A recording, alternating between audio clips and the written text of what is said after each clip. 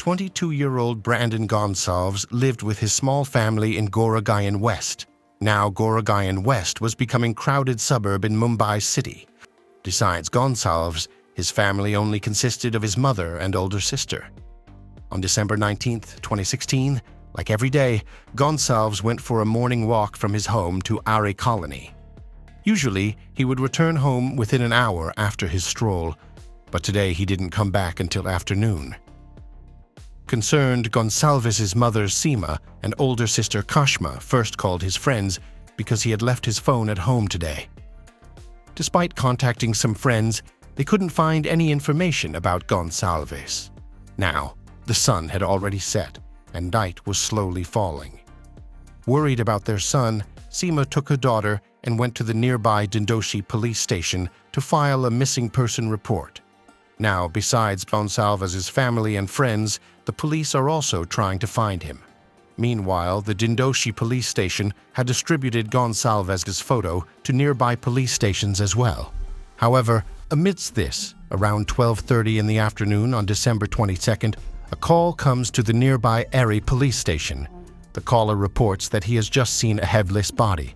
Upon hearing this, the police promptly rushed to the reported location in Ari colony. Upon arrival, the scene that they witness astonishes them.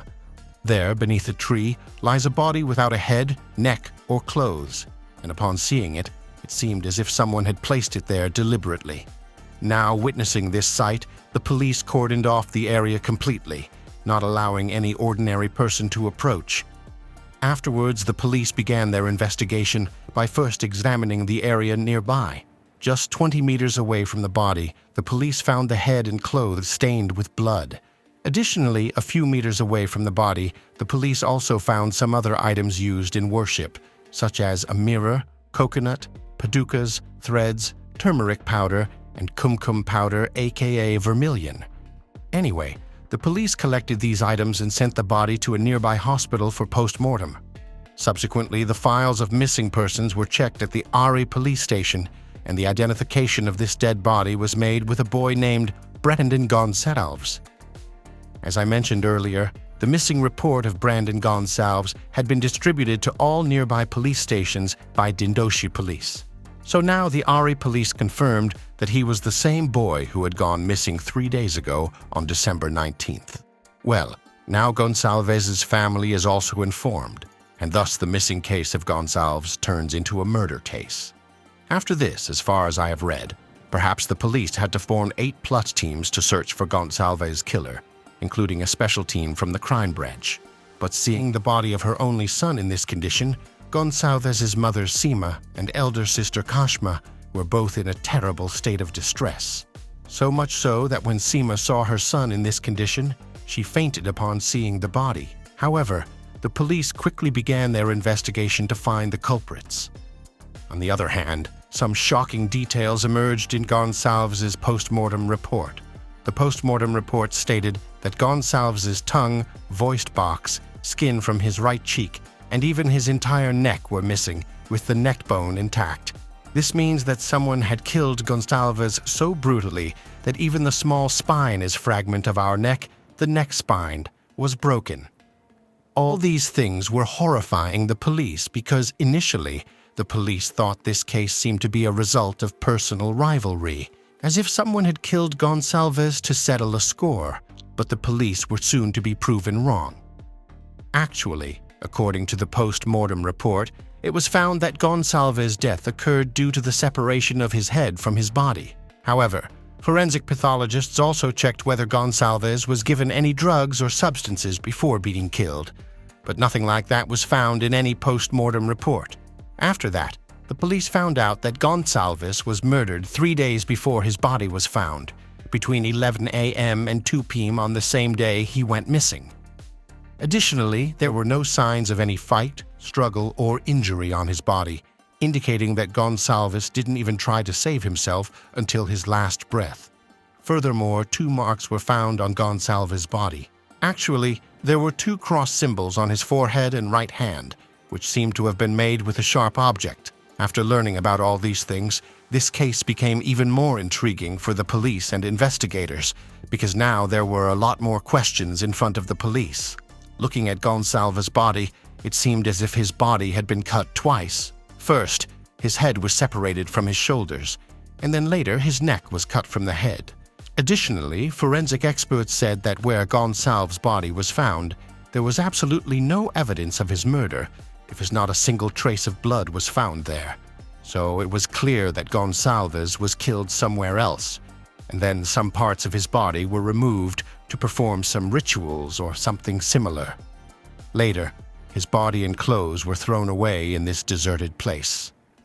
Here, when the police found the materials of worship and glass, coconuts, slippers, turmeric, and vermilion at the crime scene, for the first time, this case seems like a human sacrifice. After the possibility arose that Gonsalves might be taken to another location and harmed, the police began checking the CCTV cameras around the Ari colony. But first, they checked the CCTV cameras around his house. They saw Gonsalves leaving with his dog around 7 o'clock in the morning and returning after a morning walk within an hour. However, just 10 minutes later, Gonsalves left his house again, but this time with a bag. Now, what was in that bag could not be determined because the bag itself was not found. But then, a little further from Gonsalves' house, the police spotted a white Audi car in another CCTV footage with two people inside, a driver and a woman in a white Punjabi suit. It was shown in the CCTV that they were following Gonsalves slowly with their car. The woman wearing a white Punjabi suit is given directions to the driver, telling him to take the car in that direction. However, the police also questioned Gonsalves' family members to see if anyone might know that woman and driver, but the police didn't get any good response from there either. The police suspected that there might be more than two people in the car, and unfortunately, the day Gonsalves' body was found, the two CCTV cameras in that area were not working. This raised suspicion for the police that Gonsalves was abducted on December 19th in this same car and then murdered elsewhere, with his body being thrown in a deserted place in Ari Colony on the dark night or morning of December 22nd. But since then, investigators have felt that perhaps a local person might be involved in this murder case, because the police checked 70-plus CCTV cameras in this entire case, but none of them recorded anything suspicious that would raise suspicion on any individual. The investigators clarified that perhaps the killers were aware of the location of every CCTV camera in the Ari colony. This helped them in escaping from the colony and Gorag Gayan. This clears one thing, that the killer was someone who was well acquainted with Gorag Gayan and the colony, because an outsider couldn't have known every road in CCTV so well. The investigators explored all possible angles of Gonsalves' killing, such as a love affair angle, whether someone jealous killed Gonsalves, and a personal rivalry, human sacrifice angle, robbery, and property dispute. But the police never found any leads in any angle. Although for some time, the police kept the angle of human sacrifice on the table and even questioned several tantrics, babas, and black magicians about the cut parts of the body, the mark of the cross on the forehead and the right hand, whether there was any connection between them or not. But the police didn't get any help from here either. Gonsalves was a middle-class boy who decided to graduate in arts. However, due to some reasons, he dropped out of college as well. His father had passed away 3 years ago, leaving Gonsalves in a state of depression for a long time. During the police investigation, Gonsalves' call records were also checked, but no suspicious numbers were found. In fact, Gonsalves rarely talked to anyone, except for his family, or perhaps 3 or 4 friends. But what intrigued the police in this case was finding a diary in Gonsalves' room. Within it were some sketches that further complicated this case. Actually, if these sketches are examined closely, it will be apparent that they tell the story of 2 sacrifices. In the first, a person is attempting to cut off an animal's head while wearing a suit. Meanwhile, in the second sacrifice, a man's head is being cut off with a saw. In addition to these, an attempt has been made to portray the SpongeBob cartoon character as a monster. On the other side of the page, a picture of a deer without a head has been drawn, and right next to it, only the head of a lion cub has been drawn. Furthermore, when the police went inside Gonsalves' house, they found a strange sign on a wall just behind the door, as if it were some sort of cult symbol. Now, what was even more surprising was that when the Mumbai police tried to recreate the crime scene with Gonsalves's dog, the startling thing was that Gonsalves's dog went straight to where Gonsalves's body was lying with a tree. After a while, his dog arrived at the spot where Gonsalves's body was found, just a few meters away. Among all the cases we've explained on this channel so far, this case was the weirdest, like how Gonsalves' dog somehow went to the places where his body was found. It's possible that when Gonsalves first went out for a walk with his dog on December 19th, he might have already gone to the place where his body was found. Another point is that the white Audi car following Gonsalves might have been known to him, and he might have gone with them willingly, sitting in the car. Additionally, it's possible that after returning home, Gonsalves took the bag with him, which might have contained items related to worship like coconut, padukas, etc. Because it's also being said on the internet that maybe Gonsalves sacrificed himself. Today, it's been over 7 years since this case, but the murderer of Brandon Gonalves is still unknown. Meanwhile, Gonsalves's mother and sister have made numerous visits to the police station and the crime branch office to find out the status of their son Brandon Gonsalves's murder case. During this time, Gonsalves's mother and sister were afraid that the police might close Gonsalves's murder case. Due to this reason, Seema's elder daughter Kashma appealed to Indian Prime Minister Narendra Modi and the state's chief minister to seek justice. Well, if this case gets solved in the future, we will definitely update you through this channel's community post. But so far, this case remains unsolved. With this, Brandon Gonsalves's case also concludes here. Before moving forward, quickly subscribe to the channel. This is strange. You haven't subscribed to the channel yet. Quickly subscribe to it. Now we are jumped to the next story. This is the story of Madanapalle city in the state of Andhra Pradesh, India, which is Asia's largest tomato market. Besides, there are many mountains here as well. It was January 24th, 2021, around 8:30 p.m. on Sunday night in Madanapalle, when Dr. V. Purusham Naidu, the head of the Naidu family, called his friend Raju and said on the phone, "Both my daughters are no longer in this world. Alekhya, 27, and Sai Divya, 22, have both passed away, but there's nothing to worry about. Tomorrow morning, they will come back through reincarnation because the Kal Yuga is ending and the Satyug will begin from tomorrow." Upon hearing this, Raju said to his friend Dr. Naidu, "Everything is normal at home. Speaking such language against your daughters doesn't suit you." In response, Dr. Naidu said, "No, Raju, I am telling the truth. In a while, both I and your sister-in-law will leave our bodies in Kal Yuga and be born again in Satyug." Upon hearing this, Dr. Naidu's friend Raju started feeling extremely restless. Consequently, he abruptly ended the call and within a few minutes arrived at Dr. Naidu's house. Raju reached there, knocked on the door, and just as the door was about to open, Dr. Naidu himself appeared, looking completely normal. But when Raju went inside and saw the scene there, his eyes widened in shock, because Dr. Naidu had spoken the truth. Lying on the ground in the prayer room of his house was the lifeless body of his 27-year-old daughter, Alekhya. She had completed her master's in Bhopal and now was preparing for the civil services. Her face was pale, and blood was oozing from various places.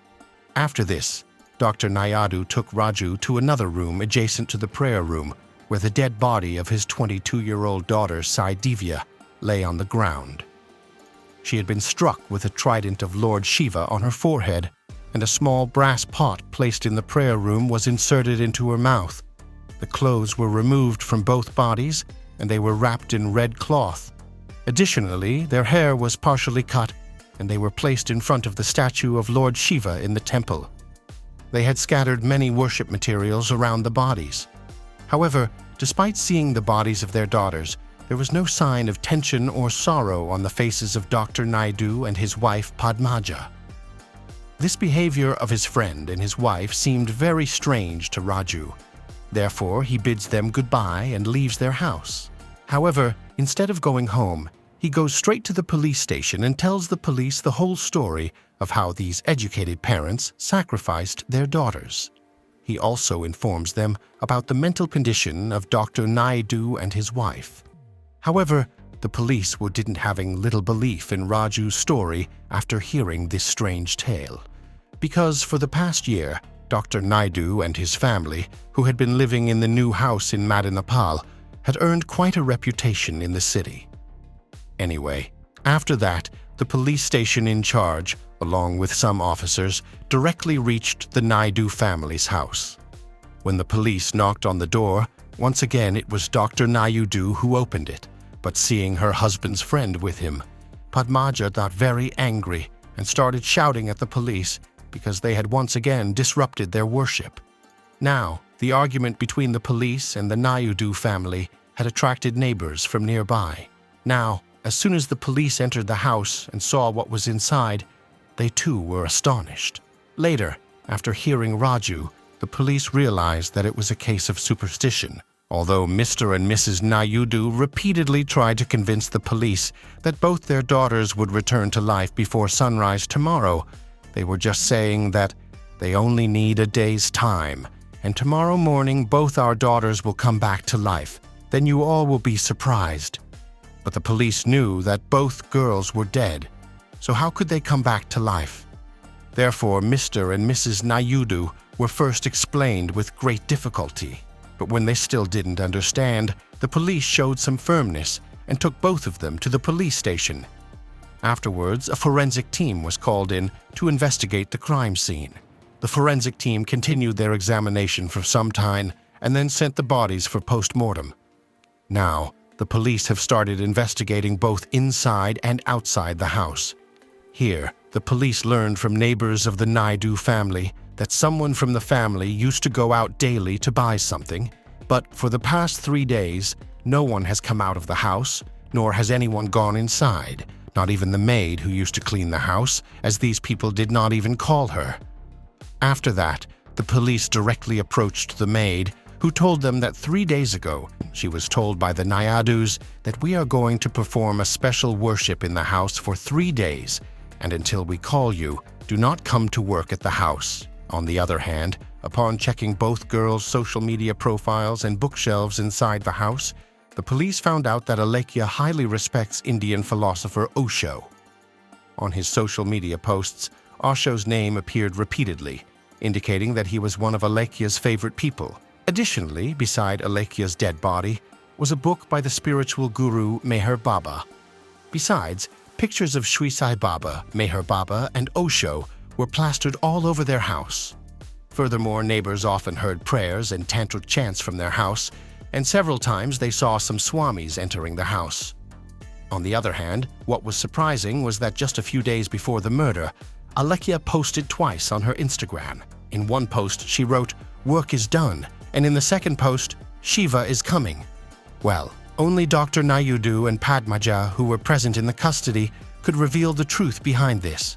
However, controlling Padmaja was proving to be extremely difficult for the police. But before the custody, when the police were taking both husband and wife for a COVID test, Padmaja started saying, "I am Shiva myself. Because of my body particles, COVID has spread everywhere. It did not come from China."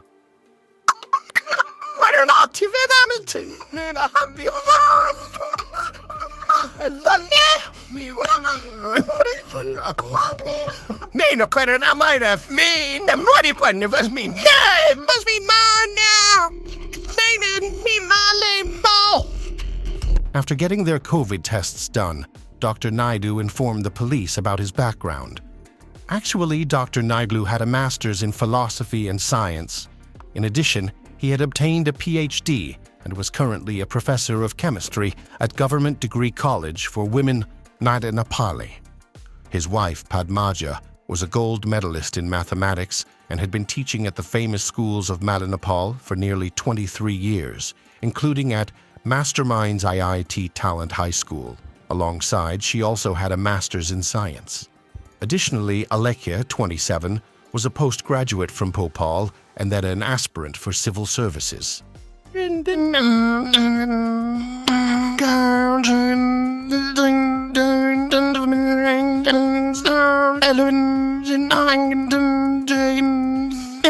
the end. Furthermore, Sai Divya, a 22-year-old, was training at the A.R. Rahman Music Conservatory in Mumbai after completing her Bachelor of Business Administration course. However, due to the lockdown, both of them had to return home. You might also wonder why, with such educated family members, these individuals attempted suicide. You'll find the answer by the end of the video. Afterwards, Alekhya picked up Lord Shiva's trident from the temple and thrust it into her sister Divya's forehead. Then a copper vessel was placed in her mouth. Following the death of her younger sister Divya, Alekhya told her mother that now she had to kill her. As a result, Padmaja struck Alekhya on the head with a dumbbell kept in the house. Consequently, Alekhya also died shortly thereafter. After killing both their daughters, both the husband and wife wandered around their bodies for quite some time. Now, because of the insistence of the wife and daughter, it was Dr. Naidu's turn. Perhaps out of fear, he called his friend and told him the whole matter, and if he hadn't made that call, perhaps neither of them would be in this world today. However, due to this, Padmaja scolded her husband, Dr. Naidu, a lot, saying, "You are a coward. Because of you, our secret got out, and our daughters couldn't come back." After seeing all this, it was finalized in this case that due to mental illness, all these family members had planned this, and it was revealed from a psychiatrist's source that their entire family was dealing with a rare disorder called shared psychotic disorder. Actually, in this disorder, more than two people who are in close relationships have a similar way of thinking. And it's because of this disorder that Alekhya and Sai Divya are no longer in this world today. In this double murder case, Alekhya had a Canadian friend who told the print media that he couldn't believe for many days that Alekhya could do such a thing. After questioning on Monday evening, funeral of both these girls were performed, and permission for this was given only to Dr. Naidu, while the girl's mother, Padmaja, was not allowed to participate for some reasons. In my opinion, in this case, Sai Divya and Dr. Purusham Naidu seem innocent to me.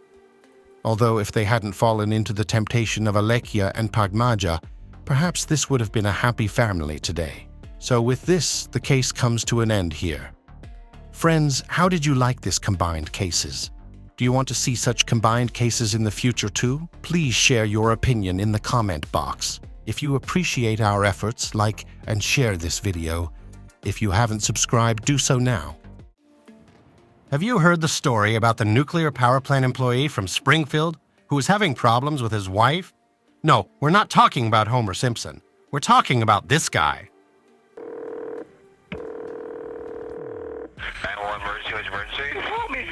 My God, my wife's breathing. Okay, you need an ambulance? I need everything. I need everything. Springfield Police. Yes, help me. What's the problem? I just shot this man in my house. He's inside your house Killed my right now? wife. He beat my wife. Sounds legit, right? Wrong. What you heard just now was the voice of an extremely talented liar. In 1995, Mark Winger, a nuclear power plant technician in Springfield, Illinois, murdered his wife by beating her to death with a hammer. In an even darker twist to the story, he framed someone else for the murder, married their child's nanny shortly afterwards, and got away with murder for nearly 4 years. So how did he do it? Hi, and welcome to Mysterious 7. I'm Michael, and today I'm going to take you guys through another case with the most insane twists you've ever heard. In June of 1995, it seemed like life couldn't possibly get any better for Mark and Donna Winger. The nuclear technician and his wife had been happily married for several years, and they had just adopted a newborn baby girl named Bailey. Donna was the oldest of 3 sisters in what they described as an incredibly close-knit family. The Dreschers grew to love Mark too. He was smart, Jewish, he was attractive, and he was fun, Donna's sister Jenny Levin told the media. Donna just felt like she had found her person. After Mark and Donna Winger were married in 1989, he was offered a job, and the newlyweds settled in Springfield, Illinois. We always joked about the fact when one sister marries, that husband marries 3 sisters, Levin said. We shared our lives with Mark. Donna was working as an operating room technician and Mark was a nuclear engineer. Donna couldn't have been happier. The only thing she would have liked to was to have a child, her stepfather, Ira Drescher, said. Donna's mother, Sarah Jane Drescher, said her daughter was overwhelmed when she learned that she could not get pregnant. But then one day while working at the hospital, a doctor told Donna that a teenager was looking to put her baby up for adoption. Adopting the child was an easy decision for her. She looked at me with tears when she said, "Michelle, I knew it the minute they put the baby into my arms. She has always been mine," Donna's sister Michelle Hansen said. The Wingers welcomed baby Bailey into their home on June 1st, 1995. Donna's family said the couple loved their new roles as parents. They seemed to have all the makings of a long and happy life together. Mark was just as excited to become a dad as Donna was to become a mom, Hansen said. Donna had met the woman who would eventually become her best friend, Deanne Schultz, at the hospital, and with the arrival of Bailey, the two bonded over motherhood. But then everything turned dark. In August 1995, Donna took baby Bailey on a trip to Hollywood, Florida, to visit Donna's family. Her mother had just dropped the two of them off at the airport and hired a driver to pick them up in St. Louis, Missouri, and drive them back to Springfield. So after the visit, the two flew into St. Louis Airport and hopped in a cab driven by Roger Harrington with a 2-hour ride back to Springfield. During the course of the drive, Harrington reportedly began flirting with Donna and talking about drugs and orgies. Detective Charlie Cox, a police officer who investigated Donna's death, later said, "This gentleman started opening up to Donna about issues he was having. He had a voice in his head named Dom. Dom would tell him to do bad things. Recently, Dom was telling him to hurt people." After Donna safely arrived home with Bailey, she called the transit company to make a formal complaint about Harrington's behavior, and the driver was suspended. Cox later said that the driver started flirting with Donna, telling her he liked older women and even invited her to attend what he described as one of his sex parties. Donna had told her family that the ride was terrifying because he was driving erratically at 75 miles per hour. After the harrowing ride, Donna had been the victim of some strange phone calls, Weinhoft said. The family had believed that the driver had been stalking her and was a danger. Donna called a limousine company to file a complaint and Harrington was suspended. Mark argued his wife to write down the story in case they might need it. Elise later found the note describing Donna's harrowing ride in her handwriting at the crime scene. Donna also told Mark about the experience, and though he played a part of the supportive husband and helped her file the complaint, it turned out that he had ulterior motives for doing so. Just days later, Mark invited Harrington to their home, perhaps under the pretense of helping him get his job back.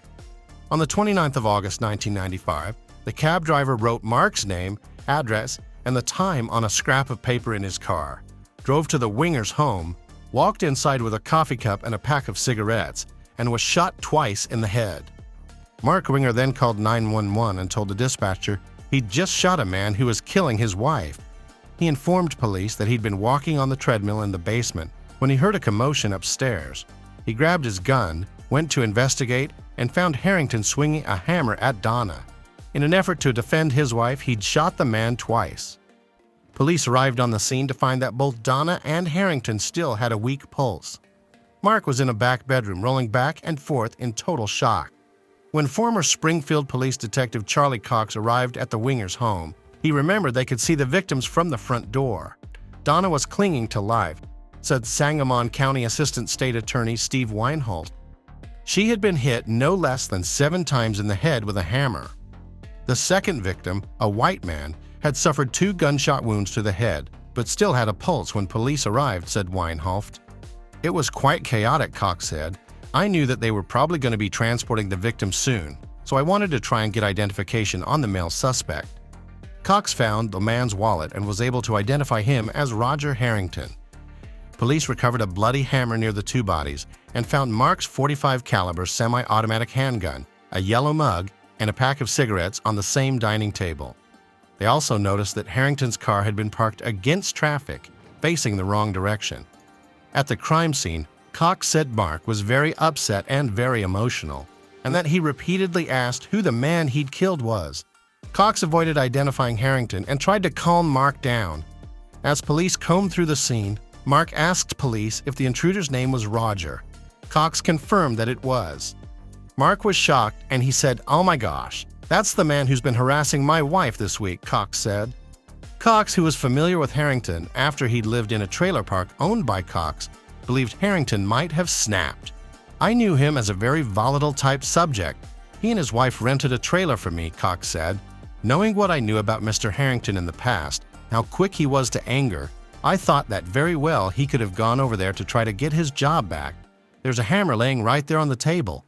He picks it up and goes into a rage, then the husband shoots the bad guy." Tragically, both victims succumbed to their injuries. After learning about Donna's previous run-in with Harrington and listening to Mark's version of events, the police closed the case within days, listing Roger Harrington as the culprit. Because once police examined the scene and listened to Mark's story, detectives concluded that he had acted in self-defense. The case was closed in about 48 hours, Weinhoft said. But Harrington's family insisted from the beginning that their son was harmless. "He was no troublemaker. He was a good kid. He wouldn't even strike at anybody," his mother, Helen Harrington, said. "I don't think he would hurt anybody, and I don't think he was crazy." So it seemed like Mark Winger was going to get away with murder. Donna's mother spoke to the media about the evening, and the family received the news of her daughter's murder. "It was 4 in the morning, and I said, 'Jenny, it's Mom. Something terrible has happened,' Sarah Jane Drescher said of her call to Levin. "We sat there in my room, just crying at this unimaginable loss," Levin said. In the following months, Donna's mother and sister took turns traveling to Illinois to help take care of Bailey. "I loved Mark because he loved Donna, and that's what was important to me," Sarah Jane Drescher said. "But I had to be very careful because I did not want to ruin my relationship with him, because I did not want to ruin my relationship with the baby. I wanted to be a grandma, and Bailey made me a grandma." Mark was now a single father raising his infant daughter on his own. Donna's family initially flew to Illinois to help out, but they couldn't stay, and they suggested Mark hire a nanny. In January 1996, he met 23-year-old Rebecca Simic, who was searching for a nanny job in the area. Rebecca told reporters, "It just felt like Bailey was the one that really needed me the most. She had been through so much already at the age of 3 months." Rebecca was wonderful with Bailey, and even Donna's family agreed that she was like an angel sent to help Mark.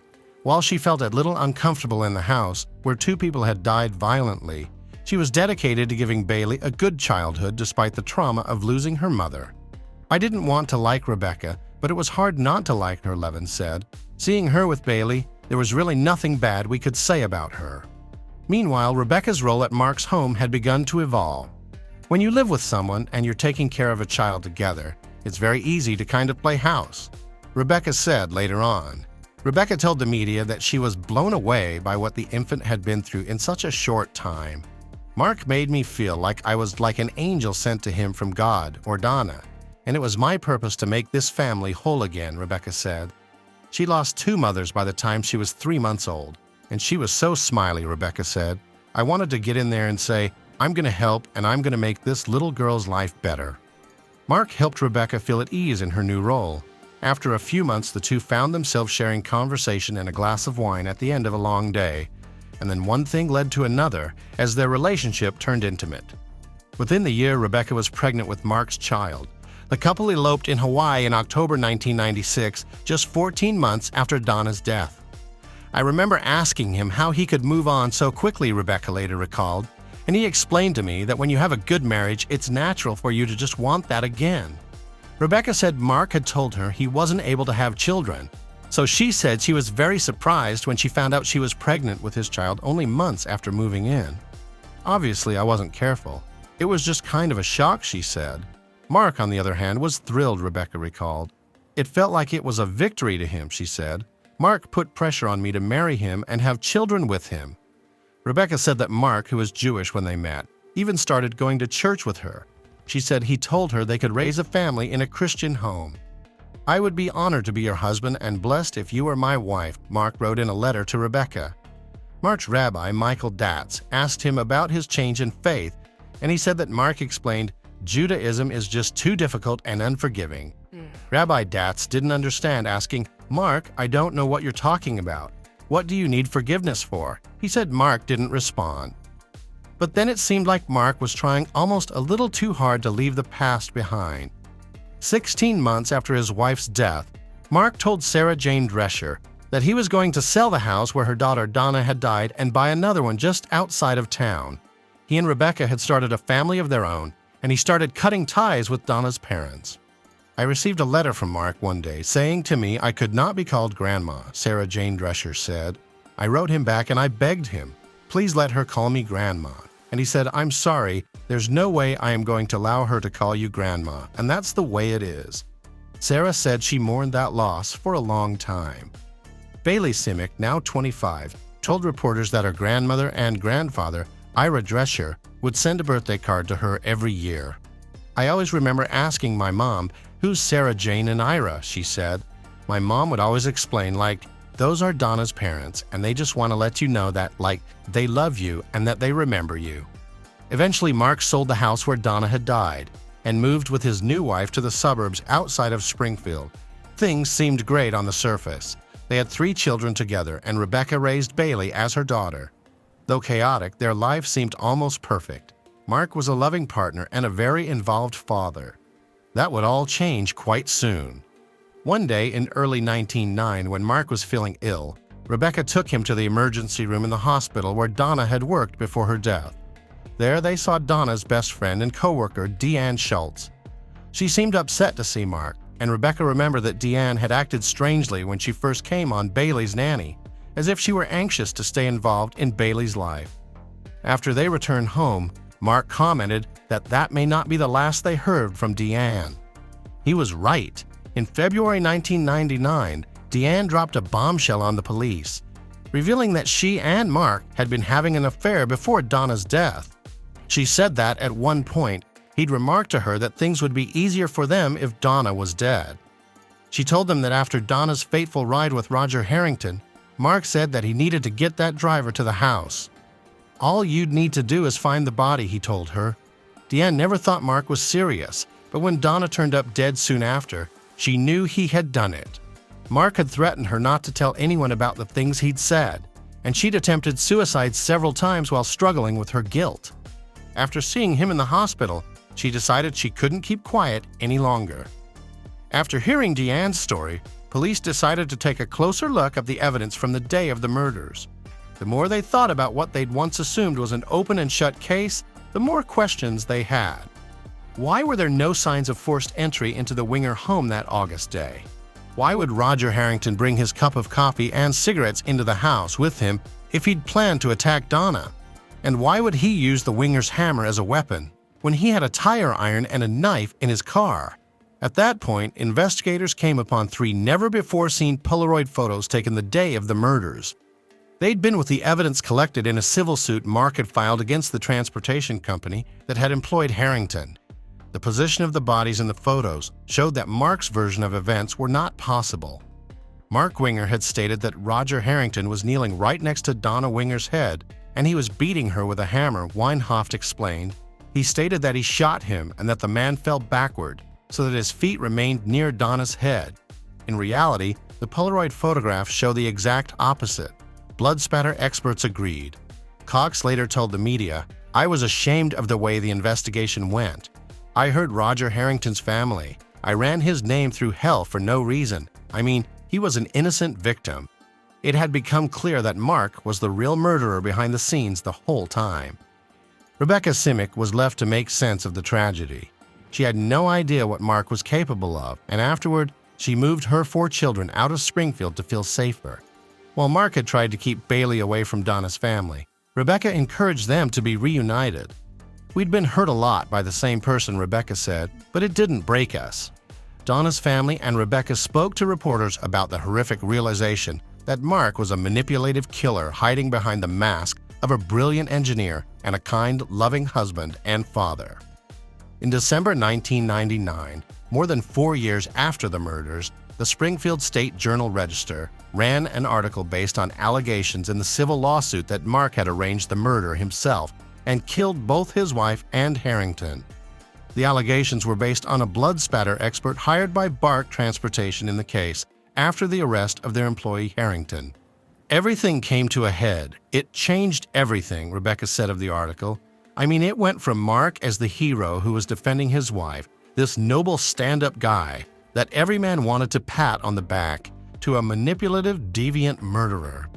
As the detectives continued their reinvestigation, They learned that Harrington's roommate, Susan Collins, had initially told police that someone asked to meet with Harrington on the day of the murders and that she had seen Harrington on the phone arranging that meeting. Inside Harrington's car, they found a note written on a bank deposit slip with Mark's name, his address, and the time to be there. Roger Harrington was not an intruder, but rather he was lured into that home by Mark Winger, Weinhoft said.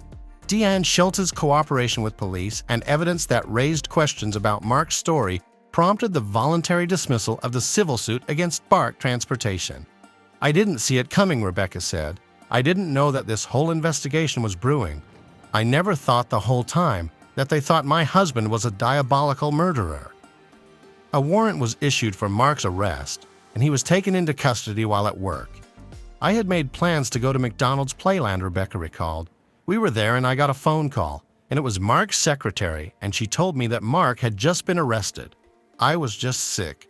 Like my whole body kind of went numb, and I just couldn't believe it. I was shaking so badly, and I just remembered feeling so scared. I felt that I owed it to him and to my kids to just stand by him, she said. Hanson, Donna's sister, said she didn't feel relieved following Mark's arrest. I still wanted to believe he was innocent, she said. Here's this person that I know in handcuffs, and what's going to happen? Bailey was just 6 years old at the time of Mark's arrest. She said no longer having her father home was scary. I just remember everyone just trying to remain calm and kind of, at the time, being like, Dad's just going away for a while and that he'll be back soon, she said. But that was no longer possible. On August 23, 2001, Mark Winger was indicted for the murders of Donna Winger and Roger Harrington. At the trial in May 2002, a visibly shaky Deanne testified against Mark. The court granted her immunity in exchange for her testimony, though there was no evidence linking her to anything other than keeping Mark's terrible secret. Mark was sentenced to life in prison without the possibility of parole.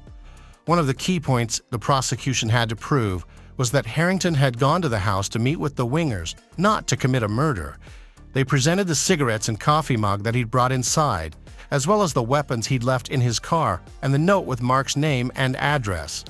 Mark's attorney argued that Harrington was mentally ill, that he behaved erratically, and that these traits indicated he was capable of murder. When prosecutors presented the Polaroid showing the position of the bodies before they were removed from the scene, Mark's attorney argued throughout the trial that first responders could have moved the bodies. It's our belief that Roger comes to the house, he's allowed into the home, now retired Detective Jim Graham said. There were no signs of forced entry, and he was executed at that time. Hearing the gunshot, Donna Winger then comes from the bathroom to investigate. He then beats his wife to death with a hammer. Mark then calls 911. In the 911 call, someone can be heard moaning in the background. When Mark tells the operator he can hear his baby crying and hangs up. He had told the operator there was a bullet in Harrington's head, but when police arrived, Harrington had been shot twice. Deanne also gave damning testimony at the trial, saying that Mark told her it would be easier if Donna just died. I thought it was crazy talk, she said during her cross-examination. After a chance meeting years later, Deanne testified that she confronted Mark in the hopes of gathering information and asked him how he lived with himself, and that he'd replied that he had found Jesus Christ and was forgiven. She said he warned her that if she ever said anything, they would both be in trouble. I didn't think that anybody would believe her, Rebecca said. I just thought if Mark truly did that, she would have come forward right away. Mark's defense argued that Deanne was emotionally unstable and just a woman who had been scorned. Deanne Schultz's testimony was able to demonstrate that in reality, Mark was obviously unhappy, unfaithful, and had specifically talked about wanting to kill his wife, Weinhoft said. Schultz was granted immunity for her testimony, he added. There was no direct evidence that directly linked Deanne to actively participating in this crime. In the end, she was such a valuable witness as it relates to presenting the motive. After a trial that lasted 3 weeks, the jury found Mark Winger guilty of 2 counts of first-degree murder. Rebecca said she believed he would be going home with them. After the verdict, she said the words guilty rang through her head and that she wanted the earth to open up and swallow me. Sarah Jane Drescher and her daughters, Donna's sisters, were with her when they heard the verdict. The 3 of us just embraced and cried, she said. And the story gets even more twisted, because 4 years later, Mark was also sentenced to an additional 35 years in prison when he tried to hire a hitman to kill Deanne for testifying against him. He even attempted to put out a hit against a childhood friend who had refused to pay his bail. Helen Harrington was relieved and grateful that her son had been vindicated of Donna's murder. "We knew that Roger was innocent, and it finally got proven," she said. "He was branded a murderer at the time, but then all this came to an end." The police also had to come to terms with the faulty initial investigation. "I was ashamed of the way the investigation went," Cox said. "I hurt Roger Harrington's family. I ran his name through hell for no reason. I mean, he was an innocent victim." The police department had too hastily closed the case and turned a blind eye to some red flags, and to right such a wrong, it felt great, Bram added. But Rebecca said there wasn't any closure for her or her family. "When we lose someone, we gather. We have a funeral," Rebecca shared. "But when someone goes to prison, well, what do? You're just kind of left with this emptiness and this hole that you can't really have closure with that." "It wasn't just him being sentenced to life," she said. "We were sentenced to a life of a father in prison." Bailey Simic says she missed having her father around while growing up. "It was really hard being in school, seeing all the other kids had their dads and that relationship," she said. "And now suddenly, I couldn't just go to my dad's room or have him pick us up from school or anything like that." Ben Simic was only a year old when his dad went to prison. "I can look at the pictures and look at myself and say, that kid has no idea. He was way too young to know anything that was going on," he said. Rebecca had to move out of Springfield with her kids, and the home that she'd bought with Mark was foreclosed. She had been a stay-at-home mom for 7 years, so she had no option but to file for bankruptcy. "I didn't have anything to give my kids. Everything had been taken away. All I had was love," she said. Rebecca never remarried as far as we know. She raised all 4 of the children on her own. And Bailey has since reunited with Donna's family. "It was so incredible to see that there's this whole big family that loves me, and Sarah Jane still has my baby picture on her kitchen counter with all of her other grandkids, even though we've been gone for so long," she said. "We've been hurt a lot by the same person, but it didn't break us," Rebecca said. Although Sarah Jane Drescher says there will never be closure for the murder of her daughter, the family has worked together to set up Donna's Fund, which is a part of Women in Distress, an organization that works to provide shelter for women trying to escape abuse. "I think her legacy will live on through people that we help," Levin said, "and through the beautiful memories that we have of her."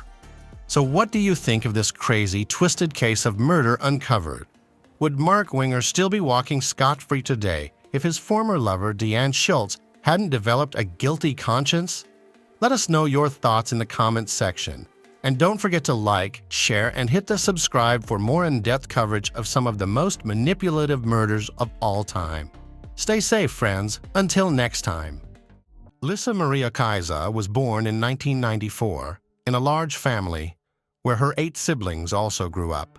It was a large, but far from prosperous family. Parents were busy with their own problems and did not show love and care towards their children. Moreover, there were rumors that abuse and violence were rampant in the family. The story in question unfolded in the year 2020, at the very time when the whole world was consumed with the fight against COVID-19. In one corner of Ecuador, quietly and unnoticed, truly terrible events were unfolding. Here, in the small parish of Pifo, on the northeastern outskirts of Quito, the protagonist of this tragic story was born and raised. Lisa Maria Kaiser, a woman with an enigmatic gaze, whose life story became a true Ecuadorian nightmare. On that unfortunate Tuesday, October 27, 2020, Lisa sent several messages to the father of her children, David. They were words full of despair, because their paths with David at that time had already almost parted. In these lines, she confessed her love for him and her unexpected new pregnancy. However, in subsequent messages, Lisa wrote that life was losing its meaning for her, and the decision to terminate the pregnancy was inevitable. Throughout the night, Lisa pleaded with David to come to her, but his refusal was resolute. His parents also urged him to stay home, and David took their advice. In the early morning hours of October 28th, neighbors in Lisa's home heard a faint cry for help. Looking out the window, they found a woman lying on the floor with signs of vomiting. The neighbors rushed to help her, immediately calling emergency services. The doctors and police arrived and found Lisa in a critical condition, but still alive. After administering first aid, she was immediately hospitalized. However, in the house, her children, a girl of 5 and a boy of 9, were found unconscious. The doctors were unable to help them. Their little hearts had stopped beating at that point. Authorities learned the identity of the children's father and contacted David Acosta, who, upon learning of the tragedy, immediately arrived on the scene accompanied by his father. He was informed that Lisa was in the hospital and his children were found without signs of life. After several days of fighting for life in the hospital, Lisa finally regained consciousness. By that time, the investigators, guided by their findings, had presented the prosecutor's office with sufficiently convincing arguments to issue an arrest warrant for this mysterious woman. When she was released from the hospital, she was immediately transferred to a social rehabilitation center. The authorities insisted that Lisa undergo a psychological and psychiatric evaluation, as her state of mind required further investigation as part of the upcoming trial. Lisa ended up in a rehabilitation center, and doctors and psychologists took up their work. In a conversation with a criminal psychologist, Lisa opened up about her difficult childhood, where her parents fought and abused each other and their children. Her childhood had a noticeable impact on her state of mind, and moments of quarrels and her parents' divorce became an integral part of her memories. Such a childhood forced Lisa to go to work from the age of 11 to be able to study. The girl strived to escape from her dysfunctional family and build her future in a different way. The expert report also indicated that Lisa had been abused. She talked about how, after several years of marriage, David, her husband, changed dramatically. He began to humiliate his spouse and then to raise his hand against her. On the day of the tragedy with the children, investigators working at the scene found several glasses with liquid residue on the table. These finds later revealed traces of epilepsy pills belonging to one of the children, as well as other chemicals requiring identification. Police officers thoroughly searched the house, and after noticing a strange odor in the kitchen, noticed a suspicious area under the utility room. They broke down the barrier and found a lifeless body wrapped in a blanket, with characteristic signs of having been there for a long time. Later, further investigation revealed that the discovered body belonged to Jaime Yanchaguano, a 28-year-old who had been in contact with Lisa. Jaime had been reported missing by his family days before the gruesome discovery. According to Rosa Yanchaguano, Jaime's sister, he was last seen on October 18th. Rosa told investigators that after her brother disappeared, Lisa called several times inquiring about him. Lisa claimed to have received a text message from Jaime in which he wrote how some illegal substance traffickers were holding him by force and demanding a ransom of $8,000. In doing so, she strongly cautioned Jaime's family against contacting the police. It became a key point in a complex investigation that required detectives to not only solve the tragedy, but to find out if there were any other hidden victims in the story. During her interrogation, Lisa said that in 2020, while working in a cookie factory, she met Jaime Yanchaguano. According to her, he became just a friend. Lisa sought to return to her husband, who was allegedly going to blackmail Jaime to get money from him. David made it clear to his wife that if she did not help him, he would divorce her. Later, David handed Lisa a white powder and told her to slip it into Jaime's food. When the task was completed, Jaime fell asleep and never woke up again. Realizing what had happened, Lisa tried in desperation to get her husband back, but all was unsuccessful, so she swallowed the same poison and gave it to her children. However, it did not have the expected effect on her, and Lisa turned to her neighbors for help, trying to save herself from the same horror that had befallen her children. After her testimony, investigators launched an investigation, but no evidence of David's involvement in the events was ever found. No one close to the couple could have predicted that Lisa Maria and David Acosta's fate would lead them through such a difficult ordeal. When they met, Lisa was only 16 years old and still in high school. She was a dreamy and romantic girl, and David was a strong and determined young man. Soon their friendship developed into strong feelings, and this led to Lisa's unexpected pregnancy.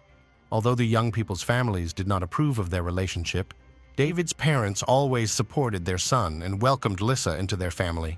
In difficult moments, David's family became a true support for the young couple. Inviting Lissa to live with them, they made every effort to make sure she finished high school. When Lissa turned 18, the lovers got married. 2 years later, the young family was waiting for the appearance of a second child, a little daughter. David's parents decided to provide the young couple with their own housing. They gave Lissa and David a separate apartment, which became for them a corner of family happiness. But over time, the couple's relationship began to deteriorate.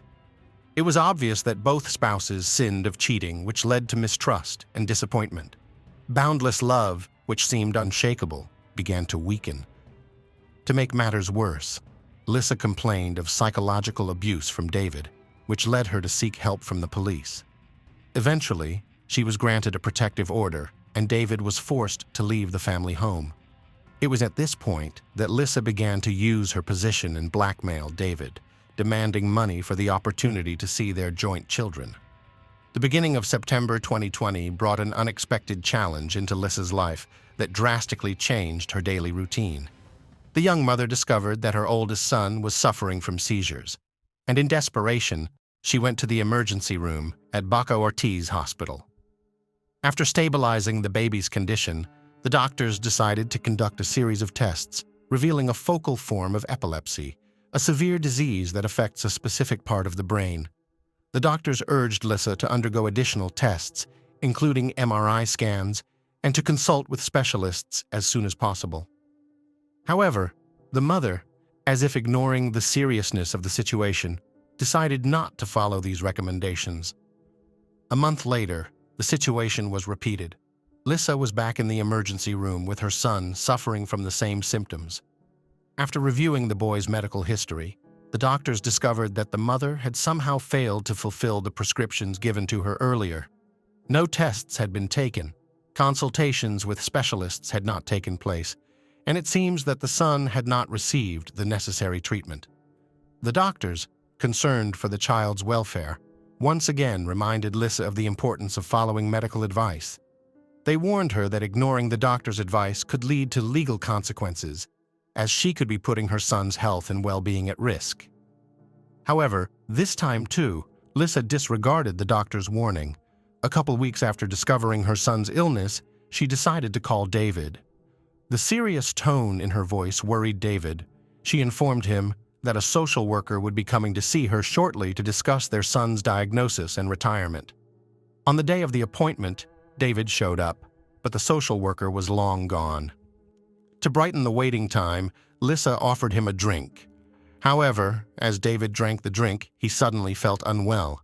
His condition was worsening, and the social worker had not shown up, so David decided to go home to get something to deal with his discomfort. The next morning, David woke up in a terrible state. He could barely speak because his tongue was numb. Every step caused discomfort, and his eyes hurt. His parents insisted on calling an ambulance. David was taken to the hospital where he spent several days.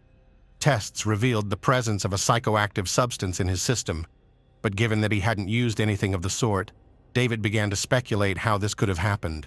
Eventually, he speculated that perhaps someone had deliberately slipped him some substance in a public place. David was grateful for his life and realized that what had happened could have ended much worse. In early October 2020, Lissa made the decision to hire a nanny for her children.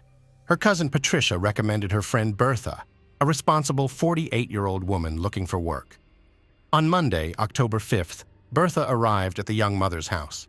Lissa urged her to take a pill that she said helped prevent infection with the COVID-19 virus, an epidemic of which was at its height at the time. Claiming that it was a highly effective natural remedy, Lissa convinced Bertha to swallow the medicine and enter the house. They sat down to discuss the babysitter's childcare duties. A few minutes later, Bertha began to feel sick. She felt a headache. Her stomach began to upset, and eventually she vomited. A short while later, Patricia showed up. It turned out that she had called her cousin repeatedly, but Lissa didn't answer, which alerted Patricia. She decided to check what had happened and immediately went to her house. Upon entering, she found Bertha lying on the couch, who was practically fainting already. Lissa shared with her cousin what had happened and expressed concern. Learning that Lissa still had not called an ambulance, Patricia immediately did so herself. After a while, doctors arrived and sent Berta to the hospital. The condition of the victim managed to stabilize. Doctors diagnosed poisoning with a toxic substance, which often happens when using various medications. Doctors decided that Bertha did not tolerate some component of the composition of the pills from COVID-19. A few months before this tragic incident, in June of the same year, Lissa's former buddy, Mark Escanto, had died of poisoning. At the time, the cause of his death had gone unnoticed. But now, given all these strange circumstances, Mark's case required additional attention. Investigators scrutinized the deceased's home and found Lissa's fingerprints on the glasses used the night before Mark's death. This fact added new evidence to the investigation, pointing to Lissa's possible involvement in the incident. But suddenly, a new accusation was made against Lissa. Her own family made a shocking report to the police. It turns out that on September 2nd, the family had a family gathering where Lissa offered to let everyone taste a drink of her own making. 7 brothers and sisters of the young woman, as well as their parents, drank the unknown drink and immediately felt sick. Fortunately, no one died, but the 56-year-old mother suffered a stroke. Lissa's father claimed that while the relatives were seeking medical attention, his daughter stole $1,300 from the house.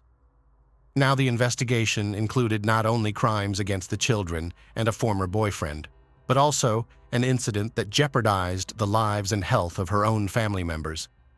As it turned out, that wasn't all. Investigators encountered another strange event. In May of that year, Jose Luis Erazo, a friend of Lissa's, was found dead in his home. A few days before, Jose had suddenly disappeared, and neighbors soon smelled a rotting odor, prompting them to contact the authorities. An examination of the body initially revealed nothing suspicious, and was ruled a heart attack. But one of Jose's sisters suspected something strange and hid a bottle of alcohol found in the refrigerator. In addition, Jose's family noticed that some items were missing from the house.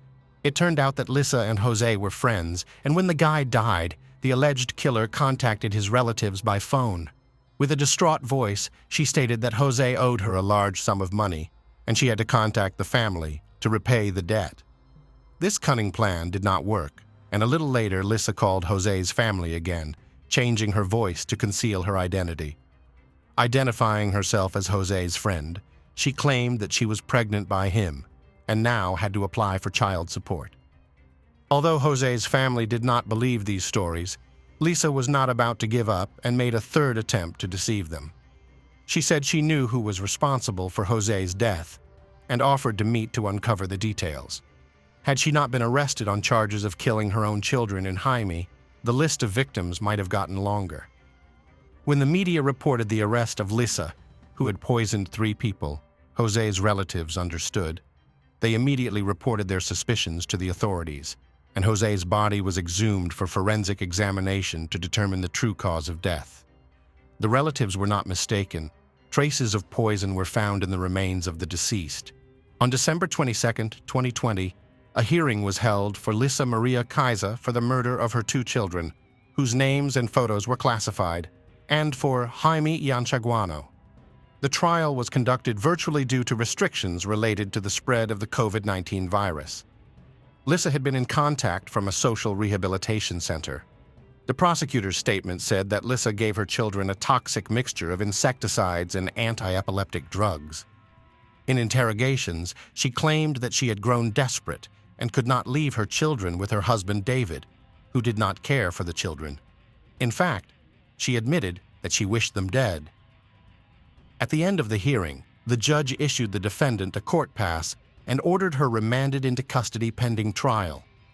The children's trial next took place in 2021 at the Pichincha Provincial Court. The prosecutor presented a set of evidence to prove Lissa's guilt. Among them were statements by David, who revealed the content of messages the wife had received on the eve of the tragedy. In one of the messages, she claimed that she would take with her what belonged to her, referring to the children. She said she didn't know where her children and herself would go, heaven or hell. But now she felt as if she was in hell. Lissa added that she doesn't expect her husband to forgive her, because she knows he hated her, and now he will hate her even more.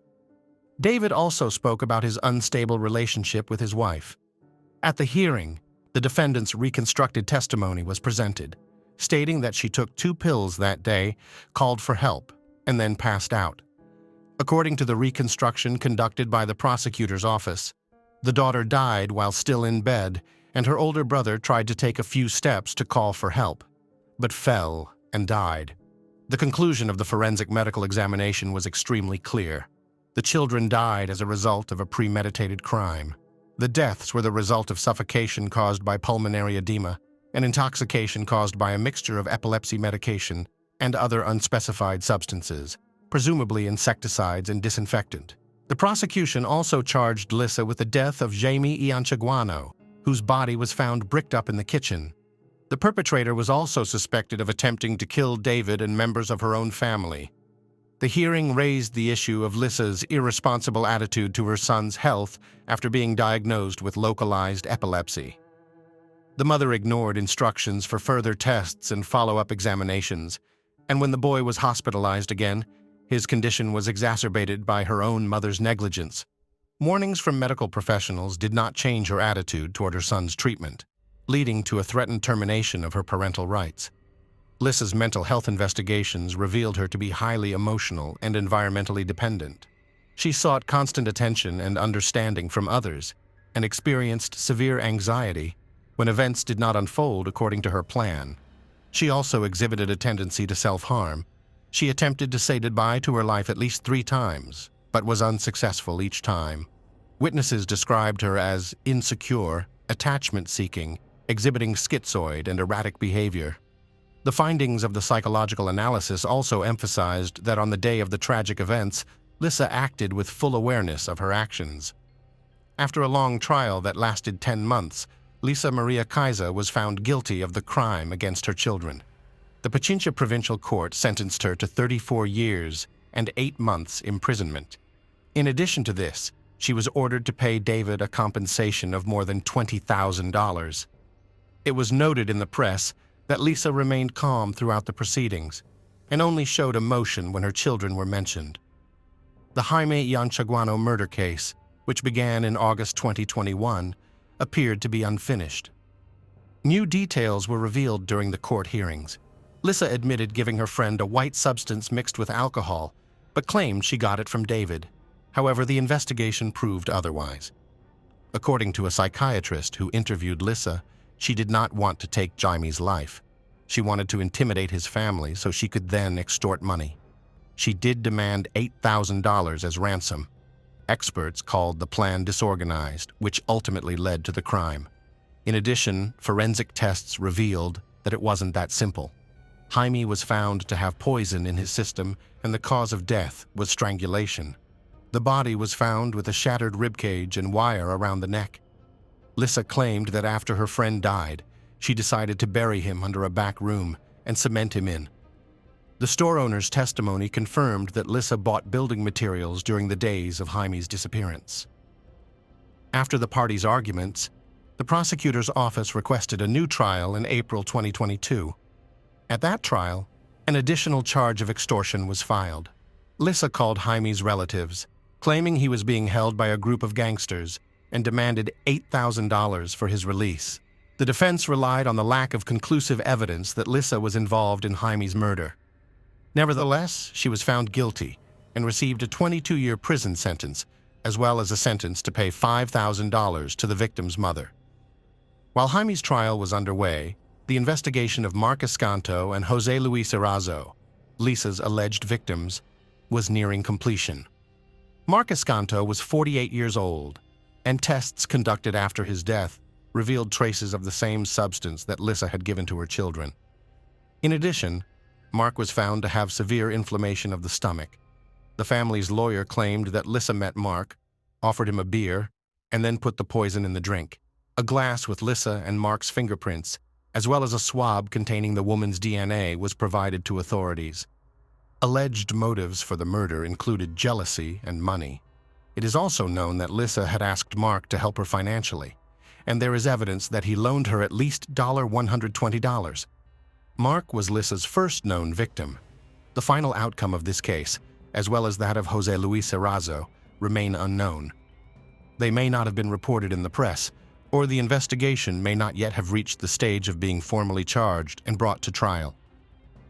At the time of her brutal crimes, Lisa Maria was only 26 years old. Her high-profile criminal case has become one of the most horrific and disturbing in Ecuador's recent history. These crimes made her known throughout the country as Doña Venado. Lisa Maria Kaisi is recognized as a serial killer in Ecuador. Her victims have endured terrible suffering, and their relatives have suffered unbearable pain. The charges include 5 murders and 9 attempted murders. Under Ecuadorian law, the maximum sentence she could face is 40 years in prison. That means Lisa could be released when she turns 70 years old. It is still unclear what motivated Doña Venado to commit such horrific acts.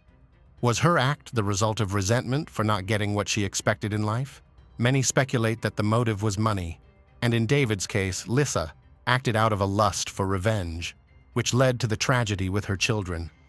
The most horrific part of this story is not only the number of victims left in the path of Doña Venado, but also the fate of 2 innocent children who could not have guessed that their mother, who gave them life, would take it away so absurdly and cruelly. Thanks for watching, guys. Jack was with you. Subscribe to the channel and don't forget to click the bell not to miss new stories from around the world. See you soon. Take care.